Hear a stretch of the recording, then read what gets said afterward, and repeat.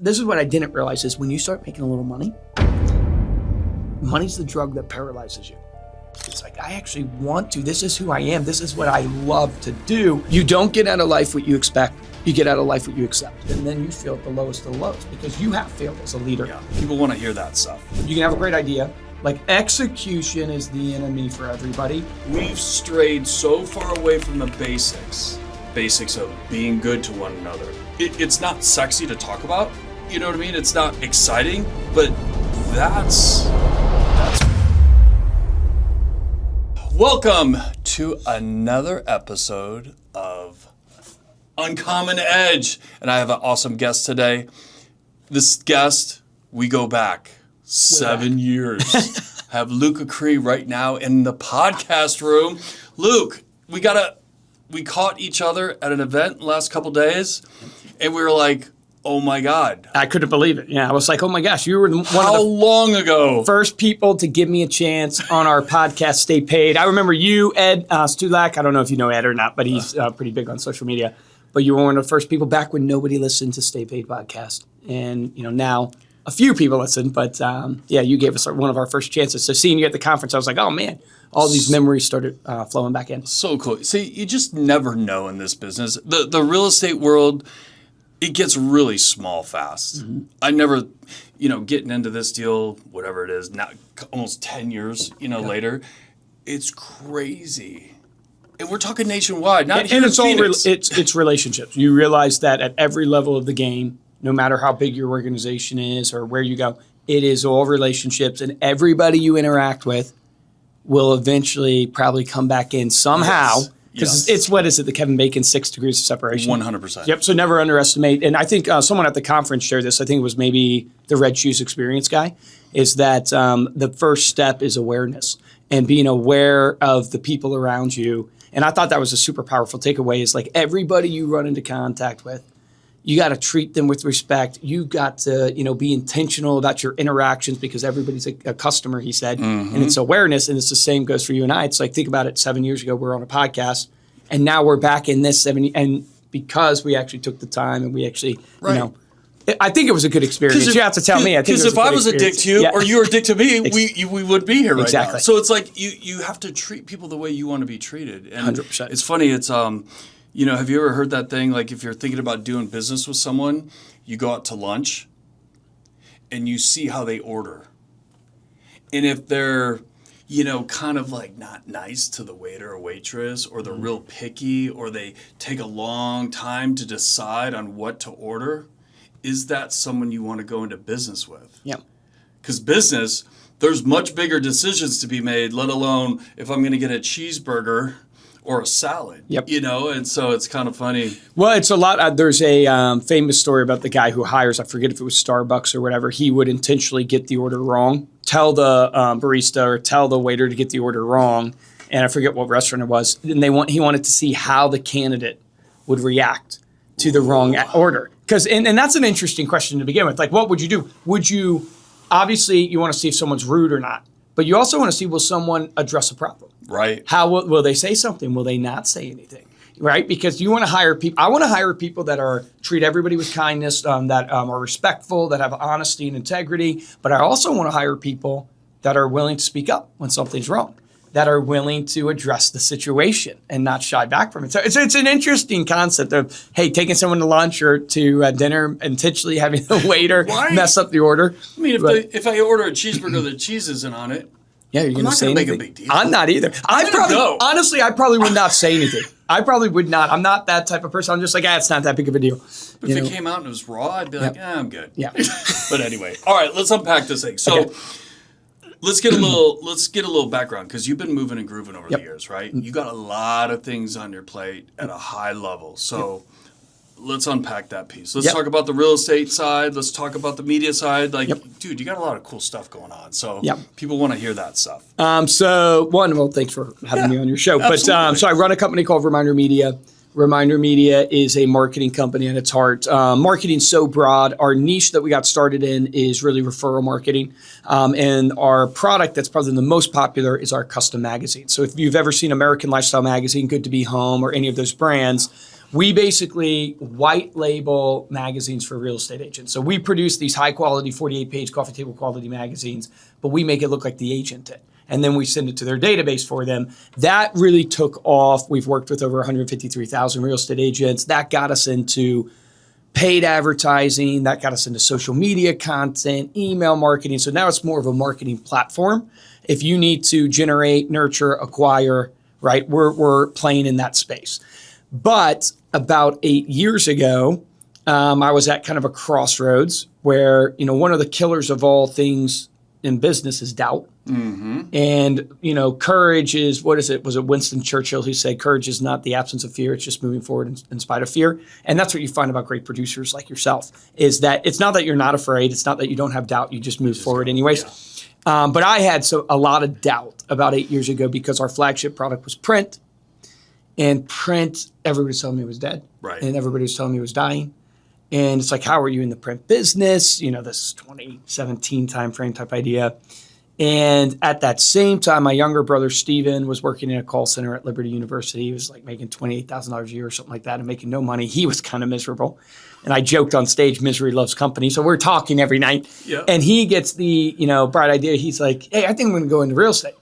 And I'm a person of faith, so I, think it's a God thing. But I go, oh man, that's an amazing opportunity because now I can literally live out what we've been helping agents do. Mm-hmm. And what I've learned is you can have a great idea, and maybe you can speak to this. Everything goes to die in implementation. Like execution is the enemy for everybody. I can create the greatest marketing, the greatest copy, and I feel like I have for so many agents, but I can't get them to use it. Right. You buy the gym membership, they don't go to the gym. Right. And so I realized that, okay, here's an opportunity for us to really test it out. And so first year in the business, 35 deals, Steven the real estate agent, I'm doing the marketing and ops type stuff. So you're literally beta testing at this point. So he did 35 deals first year, second year 78, third year 100, fourth year 190, fifth year 320. And so that erased my doubt, right? I felt like, boom, yeah, we got this. Oh my God. So that is, kind of where we find ourselves today. We now we have 5 agents on the team. We have an ops director, transaction coordinator. We just added 3 more agents. So we're going to probably try to scale the team. But our passion is really helping entrepreneurs scale and grow their business. My love is marketing. And so that's really where I spend the majority of my time. Real estate's been the vehicle. But real estate's been the vehicle. Yep. So and again, I heard you speak. Yep. You're talking about Facebook, and where did that? Was that kind of like a? Well, that came out of so Acree Brothers. So this year we'll do maybe 300 deals, maybe a little less, maybe a little more. How we're tracking right now, but 52% of those will be Sphere. So if you think about your business, the majority of your business is always going to be Sphere. Mm-hmm. But I joke with agents all the time. You might have 100 people in your Sphere. And guess what? You need to be talking to those people. You need to be nurturing those people. But 11 o'clock rolls around, and if you're any good, you've probably texted everybody in your Sphere. You're probably done. You have time on your hands. Right. And so then you have to look towards ways to fill up that database. So if you have 100 people, how do you get it to 101? How do you get it to 1,000? Because 7% of those are going to transact a year. Mm-hmm. So my goal is, in like Lynchburg, for instance, I want 200,000 people in my database that I am hitting and nurturing for the rest of the time. Because 7% of those are going to transact. So I'm constantly thinking, how do I grow the database?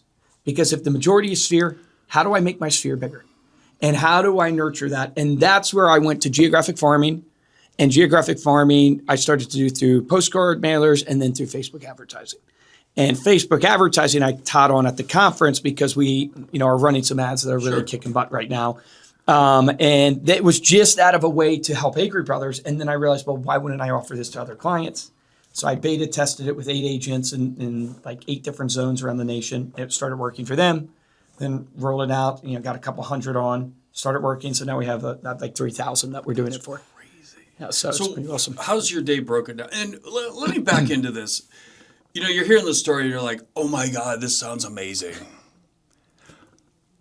Please share a couple of the because there's the terrible moments. There's the brief moments of euphoria where you're like, I got this.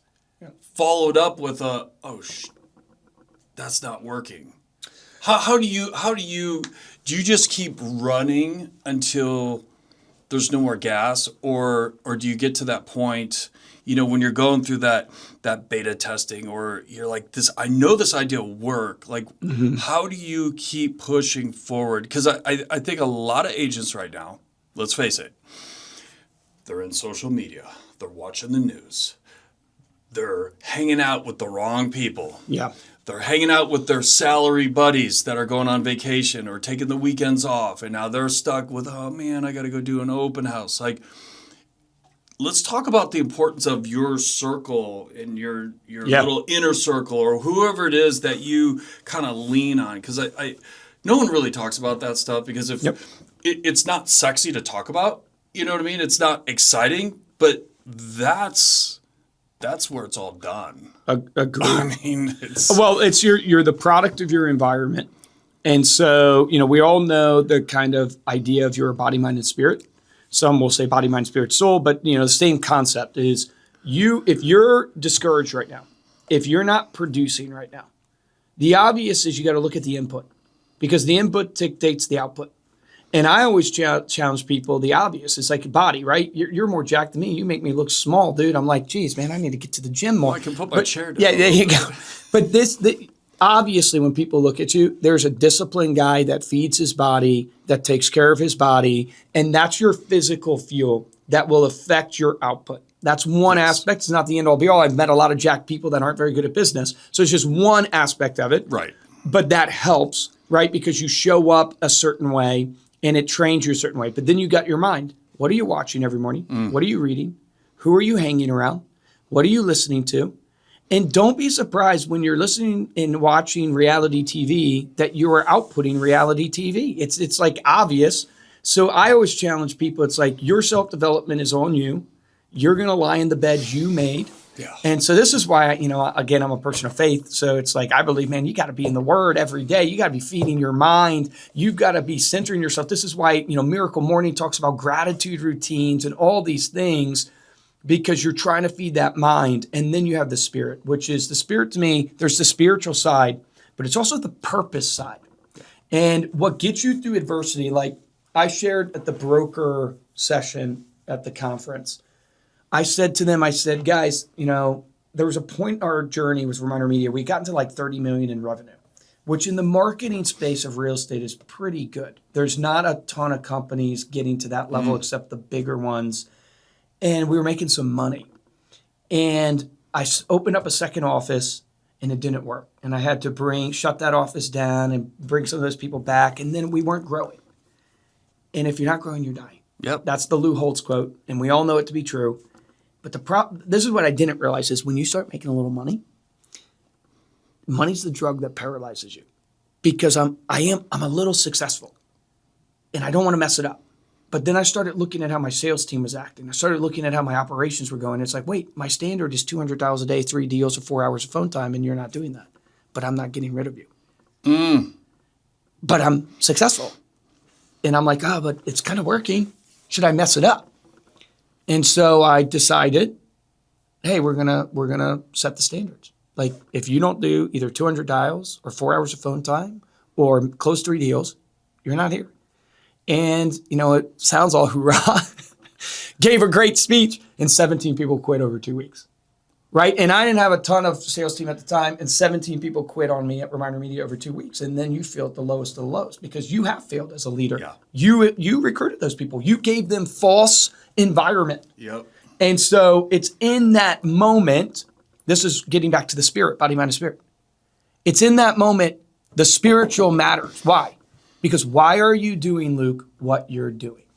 Because if it's just about the success and the results, it's hard to push through that because and this was at the pinnacle when you're like, no, you feel like you've made it. You're like, hey man, hey, I've got it. We can afford that. Right. Yeah, go ahead, babe. Yeah, let's go ahead. Yeah, let's book that vacation. And then all of a sudden you turn around, you set the standards. I want to grow it. I need to grow this, and then now you're dying. You feel like you're dying, and then all of a sudden the people quit. It's like a hockey stick. Before you go up, you go down. But like if you ever played golf, and I suck at golf, right? I play Army golf. It's the joke: left, right.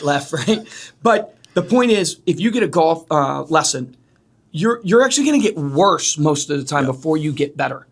And you're going to doubt the instructor. You're going to doubt them because they're saying, hey, you got to tweak your swing. You got to tweak this and how you're doing it. And you're like, dude, I'm playing worse right now. And it's like, yeah, but trust me, because if you actually practice and do it the right way, you'll hockey stick back up, but you got to get worse before you get better. A lot of times. You got to get those reps in. Exactly. And was this the first time where you're like drawing the line in the sand going, I got to actually play boss? Yeah. And like do the standard thing? You don't get out of life what you expect. You get out of life what you accept. And that quote, I forget if I heard it from Ed Milet or who I heard it from, but that really resonated with me. I expected greatness out of people. I accepted mediocrity out of people. I expected greatness out of myself.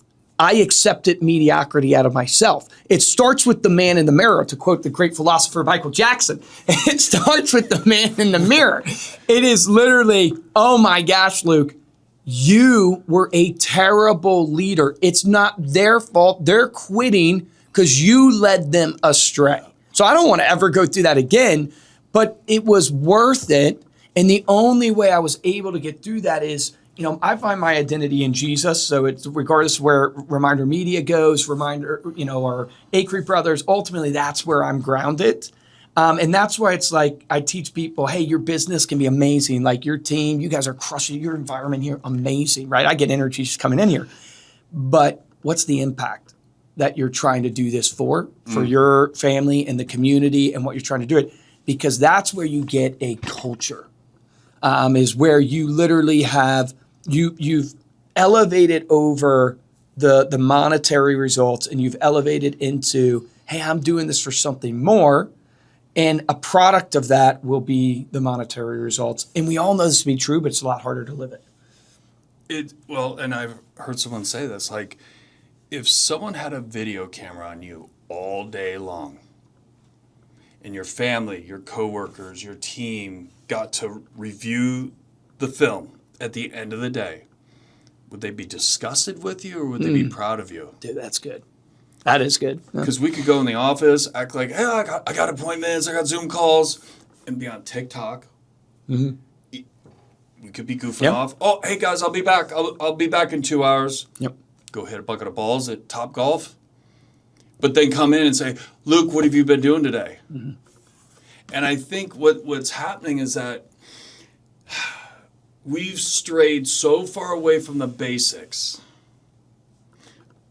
of being good to one another, being godlike, faith, just being good human beings, and asking people to do certain things that we wouldn't do ourselves. That's being a fake leader. It's so true. And we're starting to see that. I mean, our country, just the world. Think about the economic run we went on for the last 2 decades, if not more. I mean, it was just, take real estate specifically, because that's the industries we tend to work in.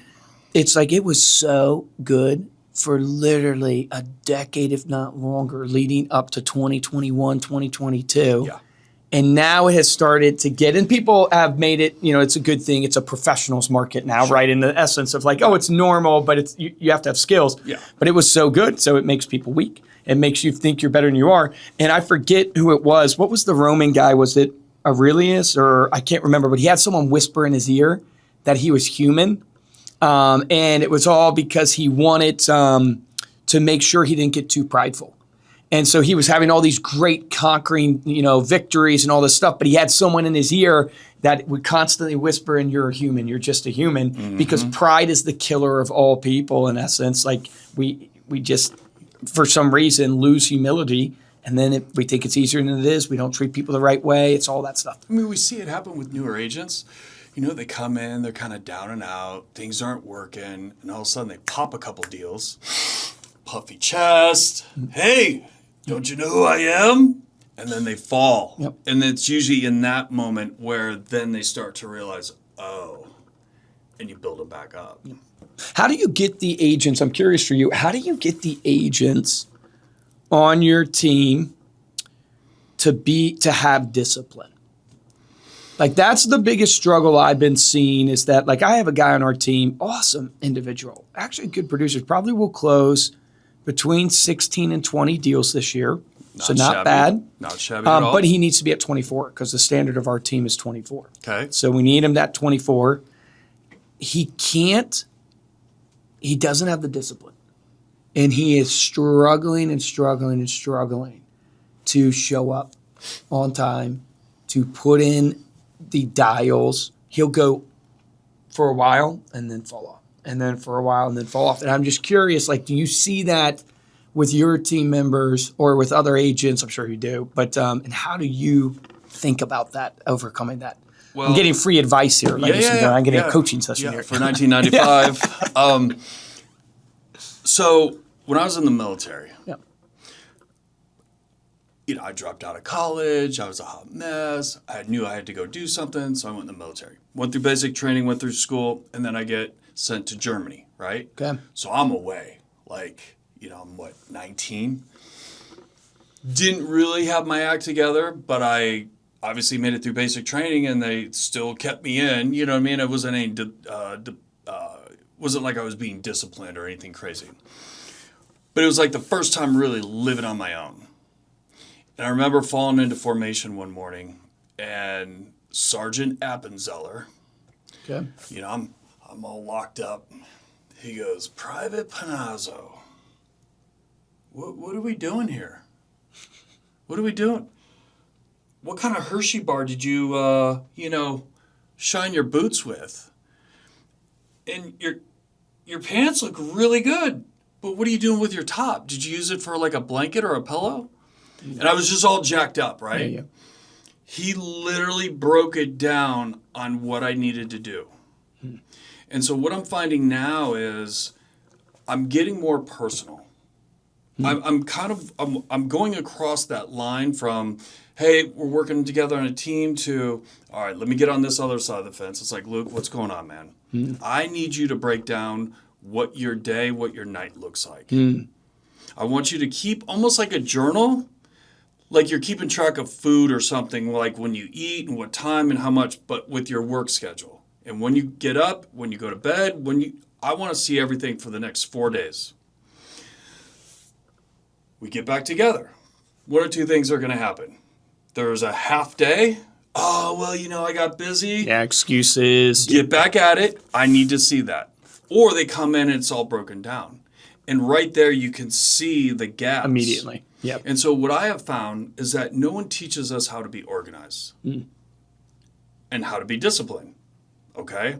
So I'm finding that I'm kind of like playing the dad role / mentor / drill sergeant, all of it, to where it's like, if you want to be organized in your business, you have to be organized the night before.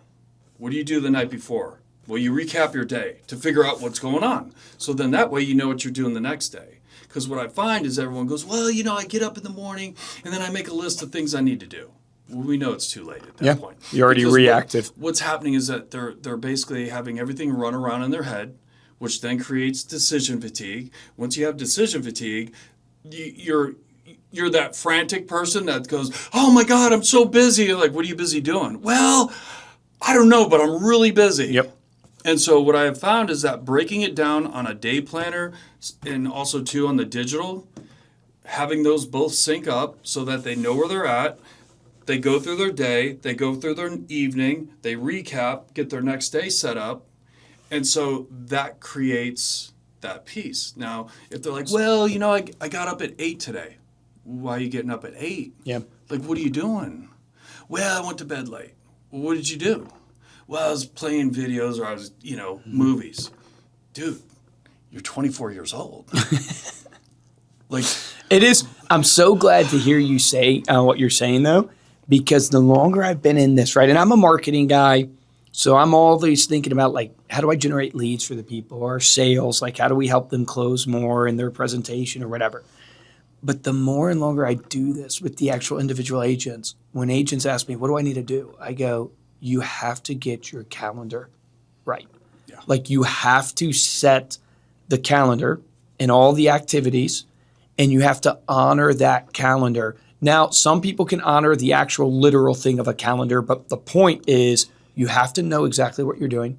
You have to be intentional about what your day is. and lock into that. The best thing we do on our team for our top producers is every morning, 5 a.m., there's an accountability chat text going to each other. Hey, you're up. Let's make it a great day, boys. And they chat in so everybody knows, oh, I'm up. And then I read this to somebody in one of the sessions that we were doing where it was, I said, here's Tim Bushnell's chat to me literally this morning.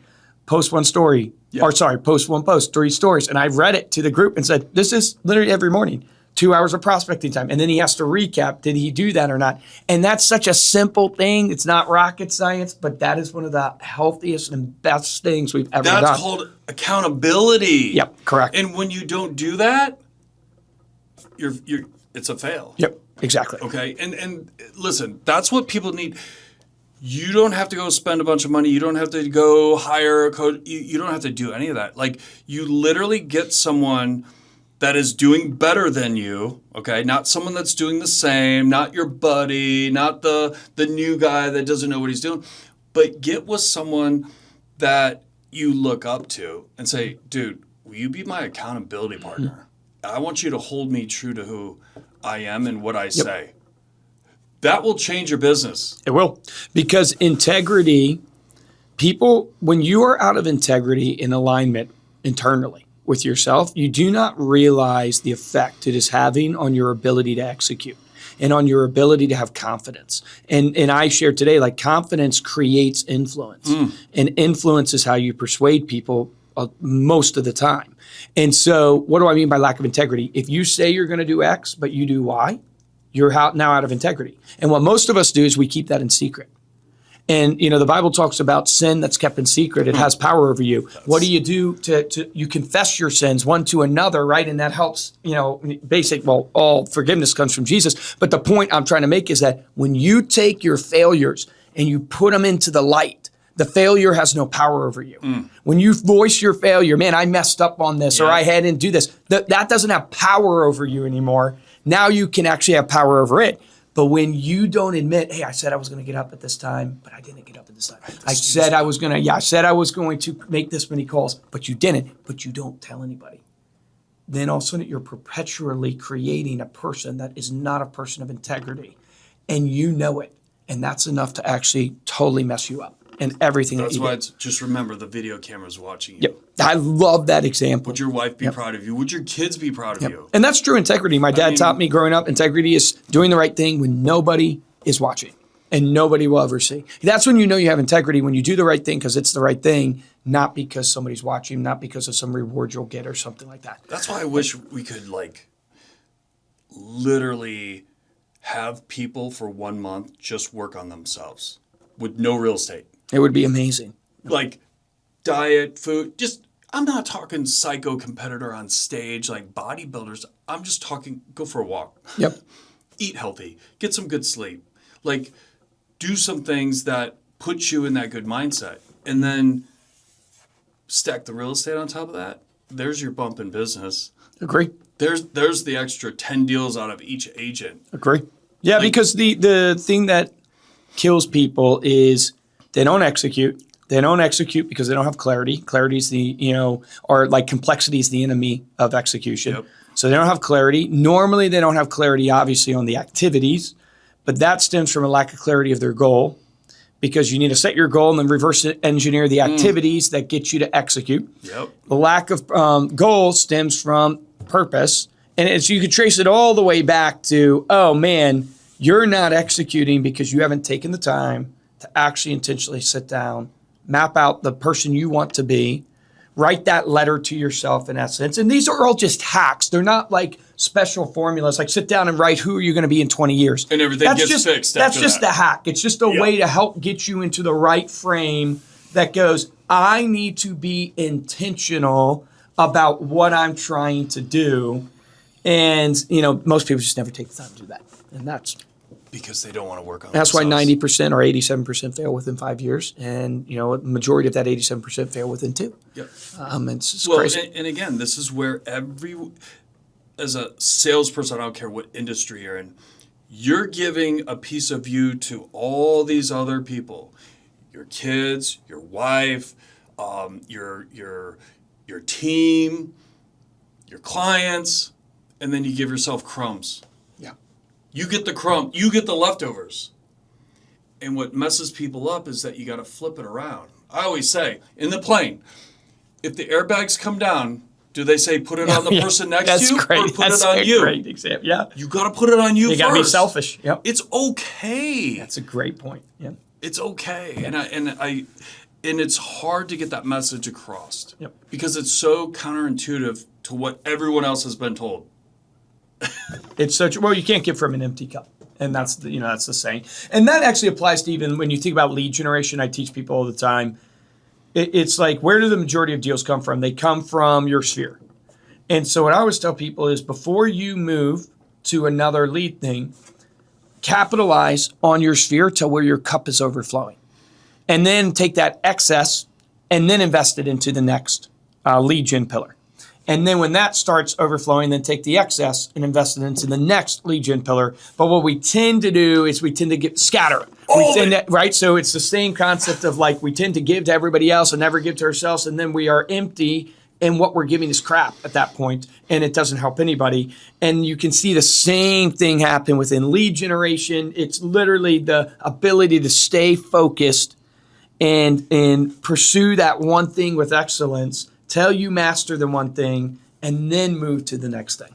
It's no different than a guy that's like 50 pounds overweight. Hey, on Monday, I'm going to start training for a triathlon. Yeah. Like, what? Yeah, it's like, that ain't going to happen, bro. And the same thing happens in our industry, and I'm glad you brought that up because it's like, listen, get really good with working with buyers. Mm-hmm. Get really good at talking to people at open houses. Yep. Get really good at talking to people on the phone. Like, those are like a 1, 2, 3 step. Yep. Yeah, but Dave, I want to know about listings, and I want to know about, doing flips, and I want to know about, doing, Facebook ads, so I could, hold on a second here. Yep. Are you good with talking with people on the phone? Yep. Well, no, I don't really know okay, so why are you going to pay for leads if you don't know how to talk to someone on the phone? Mm-hmm. Yeah, well, it's different. No, it's not. Yep. It's and if you want to look, the hard part there, at least in my opinion, is it takes patience and it takes rigor to hold, like study the Warren Buffetts, Bill Gates, all these people. What do they say the most powerful thing for them was? Focus. They say that the top people say no way more than they say yes, right? And the more and more I do business, the more and more I go through life, the more and more I realize, how hard and how true that is, that my ability to stay disciplined and focused on one thing and say no to other opportunities that look amazing, and they are probably amazing, but I'm not going to be able to execute. So that's a fake idea. It's fake. It's never going to generate me any money because I can't execute, because I can't even execute on the one thing I have. And so it's like, stay focused. That takes patience and rigor. And then if you go kind of to the next level, you want to go faster. You want to get to working the Zillow leads, right? But you're not good at the phone. Well, there's an easy fuel you can add, and that's frequency. It's doing more. And it's like, this is where what kills me with people. If a plane's going down the runway and you want the plane to take off faster, what do you add more of? You add more fuel. So what's the fuel? It's like, you want to get better at phone calls, make more phone calls. Don't make less phone calls. Don't sit there and watch more YouTube videos and read and memorize more scripts. Get on the phone. Frequency creates greatness, as Grant Cardone would always say. Yep. How do you actually speed up? You do the work more. So if you want to get faster and better and have more results, you got to do more of what you're doing. And that's my challenge is, Luke, you want to get to that new opportunity and you don't feel you've mastered this one yet? Well, freaking, what are you not doing? How do you 10X? How do you double what you're doing now in terms of effort so you can get the plane off the ground faster? And that's intensity. And that's why you see great entrepreneurs. I mean, look at Elon Musk, man.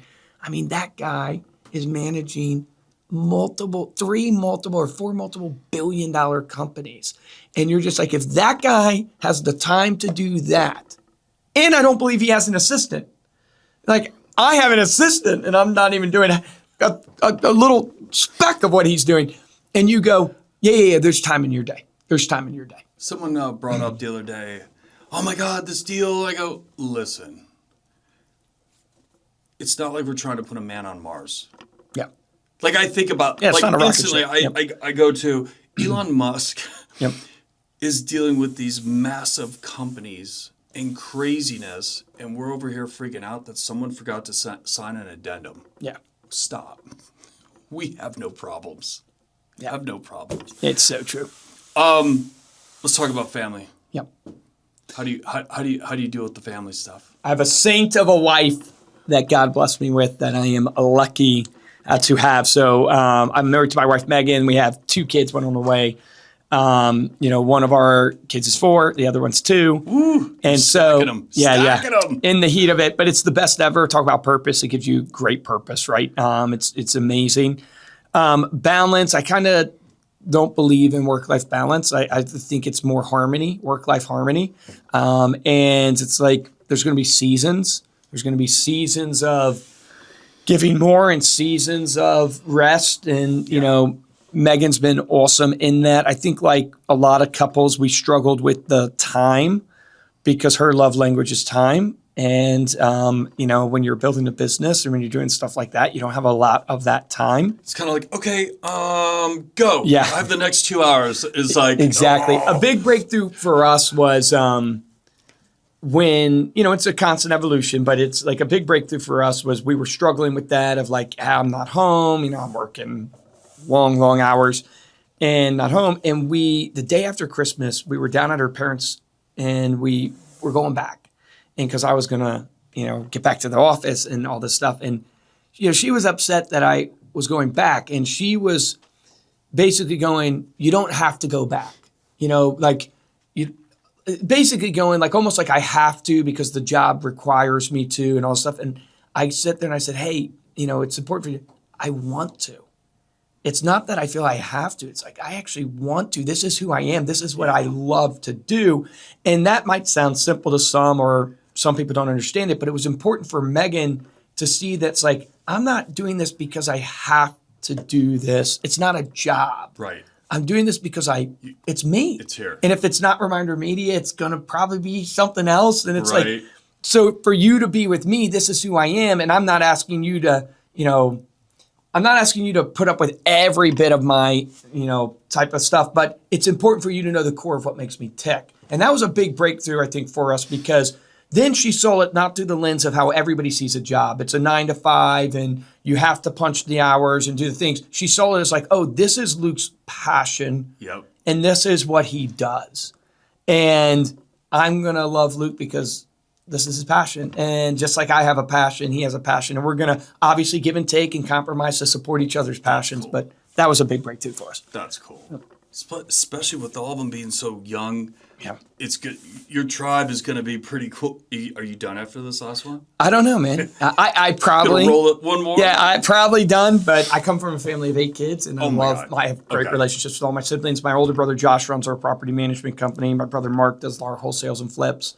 Steven runs the real estate team, and then I'm Reminder Media. My brother Dan, he's really the marketing genius, but he's an introverted, like never get on camera type guy. Oh, really? But he's like a savant designer, marketer, cool. copywriter. In fact, That's cool. You got the I'm whole more family. like the sales guy. Dan is like the genius marketer. Dan and I have been, we're only 2 years apart, so we've been together our, kind of everything we've done, college together, everything. So he works with me in Reminder Media. So. All right. What lesson that you've experienced in your life, if you had to tell your younger self, hey, Luke, get ready for this next lesson because you need to get this one right, what would it be? What would I tell my younger self? There's maybe a turning point or something that... Be a values-based person, not a results-based person. And the reason why I say that is because a lot of what's held me back is I have compromised maybe too much to try to get results. So being like what I would say is like... take an employee that's not performing the way I want. I would compromise to try to get them to see. And it's like, I'm trying to sell them instead of going, no, these are my values. And this is what I stand for. And this is what I'm going to do. You can apply that to so many areas of my life of like, my biggest weakness has been, I try to influence people because I'm a high I on the DISC assessment. I'm a high I in D. But I is higher than D for me. So I'm more influencer. So I've tried to influence people there, but that doesn't work. Values work. And that's for my faith and for my family and for my finances. Like I've got to be a value-based leader and stop caring what other people think. They need to know my values, and that creates a great relationship because people know who I am. They know what to expect, and it's real. Love it. It's real. So It's cool. It's cool when you get to that point to where you could be just 100% authentic. Yep. Because let's face it, when you're younger, you're trying to act a certain way. Yeah, you don't know. You're trying to make your way. You're trying to do the things. But yeah, I would tell myself, dude, be values based because you'll have better relationships. People will know the real you. They know what you stand for. You'll have real friendships. You'll have the employees that aren't supposed to be with you will get out sooner. The ones who are supposed to be with you will stay longer. Like all those things will play out. Your relationship with Megan. Oh, this was another breakthrough. I know we're probably low on time. No, you're good. Another breakthrough in my marriage. This is like Joe Rogan. We can go for exactly. 4 hours.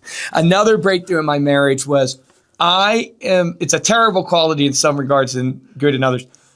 I like to basically stay calm in a, argument, or like, I like to be like non-emotional, try to put the logic, and here's the logic, here's the things, and this is what we have to look at. And I realized, oh my gosh, Luke, you're acting like a moral superiority over here. Now, I'm not even realizing I'm doing it, but essentially, she's just going, why are you acting that way? I'm just calm and collected. Now it's like it immediately puts me like I'm higher than you because I'm calm instead of actually expressing my true feelings. So if it pisses me off what you're doing, I should be going, hey, that pisses me off what you're doing. Why? Because now you're getting the real me. Right. Not I'm saying calm, I'm not going to be pissed off, and I'm going to say, we should think about this. And I just had an awakening like not too long ago, shamefully admitting, a few years back of going, Luke, if you don't like this, you got to say that. You've got to express your emotions. Because you can't have real relationships with somebody if they don't know what you like or dislike, and they don't know. And I was always trying, because my whole life I've had to try to convince people to go different ways and do different directions, and that's just followed me everywhere. But if something makes you emotional, be emotional about it. Something makes you eyes. And that gives people stable ground. And I always thought what gave people stable ground is I'm not emotional. I make decisions based upon logic. That does not give people stable ground. You know why? Because they can smell the BS. Right. They can smell the BS. They know, you're saying like you're calm, but what are you really thinking, Luke? And then guess who you give the power of the narrative to? Them. Yep. Now they're making up the narrative of what you're really thinking. Because you're not coming to the table because they know there's no way you're calm about this. And you're not expressing that. And that was the huge breakthrough for both my marriage and my leadership. I've calmed down over the years. I need a little, probably more of you. You need more of me. I'm starting to adult a little bit at my younger age. There you go. All right, so listen. So I'm going to need some help from you. I need just a couple clips from the podcast. Yes. Because at the end of this, we're going to play kind of like a highlight reel from 7 years ago. Love it. I can get you all that. I probably had a little more hair. I don't know, but it's going to be cool. And who knows, maybe in another 7 years we'll do another. Yeah. So, again, appreciate you coming and taking the time to do this. There'll probably be more, but for right now, I appreciate you. Love it. Yeah, man. Thank you. Same. Thank you. Hey, listen, if you enjoyed today's podcast, hit the like button and also subscribe down below. And listen, if you like what you heard or you have questions, hey, shoot us a DM, put a comment down below. I'd love to hear from you. And as always, let's make it a great day.